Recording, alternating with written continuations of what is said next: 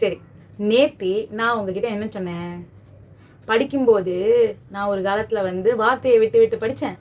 அதை நீங்கள் வந்து இப்போ பண்ணிகிட்ருக்கீங்க, இப்போவும் பண்ணிகிட்ருக்கீங்க, எல்லாம் உங்களுக்கு தெரிஞ்சவங்க இப்போ பண்ணிகிட்ருக்காங்க அப்படின்னா அவங்களுக்கு ஒரு ட்ரிக்கு சொல்லிக் கொடுங்க அப்படின்னு சொல்லி தெரியாத வார்த்தையை உடனே ஃபோன்லேயோ இல்லைனா டிக்ஷனரிலையோ இல்லைனா ஒரு நோட்டில் எழுதி வச்சோ கொஞ்ச நேரம் கழித்து அது என்னன்னு தெரிஞ்சுக்கணும் அப்படின்னு. அதில் நான் சொன்ன முதல் ஆப்ஷன் இருக்குல்ல, அந்த ஆப்ஷனை நான் பண்ணியிருக்கேன். எப்போ?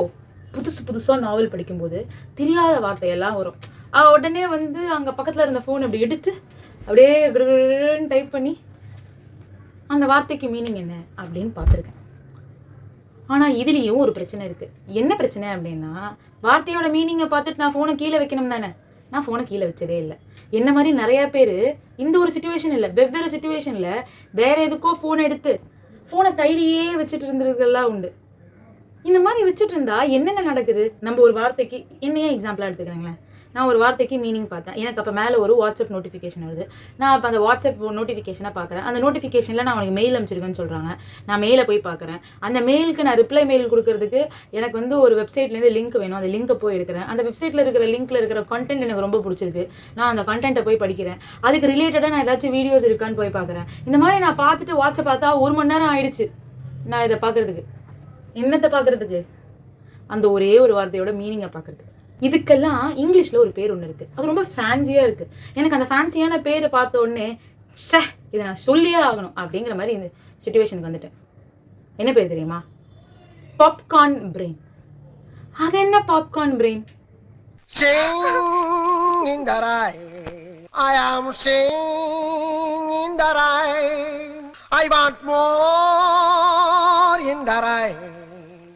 பாப்கார்ன் பிரெயின் அப்படின்னா, நம்ம ஒரு பாப்கார்ன் மிஷின் வச்சுருக்கோம்ல, கடையில் இதிலெல்லாம் பார்க்குறோம்ல, தியேட்டர்ஸ்லாம் மால்லலாம். அது உள்ள பாப்கார்னையும் பாப்கார்ன் மசாலா பட்டரு அதெல்லாம் கொட்டினதுக்கப்புறம் பாப்கார்ன் பொரிஞ்சு எப்படி தப தப தப தப தப தப தப தப தபன்னு வெளில வருது. அந்த மாதிரி தான் நம்ம மூளை இருக்குது. Imagine your brain has a popcorn machine.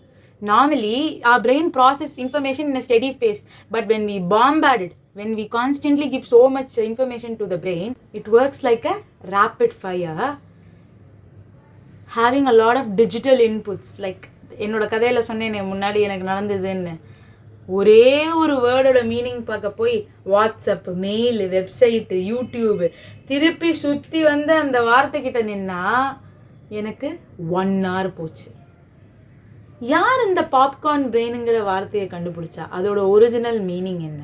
Popcorn brain is a term coined by experts to describe how our brain is getting weird to constant digital stimulation.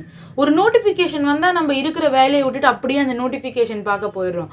அப்படியே அந்த ஒரு நோட்டிஃபிகேஷன் பார்த்துட்டு நிற்கலையே, வெவ்வேறு நோட்டிஃபிகேஷன், வெவ்வேறு இன்ஃபர்மேஷனை நம்ம பார்க்க போயிடுது. இந்த கான்ஸ்டன்ட் ஸ்டிமுலேஷன் என்ன பண்ணுது அப்படின்னா, நம்ம பிரெயினை ஒரு விஷயத்தில் ரொம்ப நேரம் ஃபோக்கஸ் பண்ண விடாமல் தடுக்குது. எந்த மாதிரி விஷயம்? பேசிக்காக என்னென்ன விஷயத்தில் நம்ம ஃபோக்கஸ் எடுத்துப்போம்?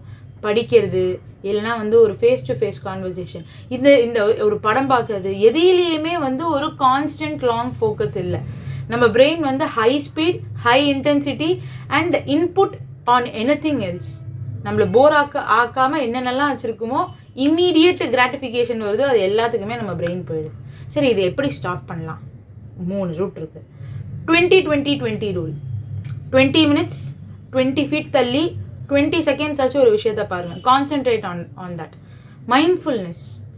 நம்மளோட மைண்டை வந்து ஒரு அட்டென்ஷன் சீக்கிங் ஆக்டிவிட்டீஸ் பண்ண ட்ரை பண்ணணும்.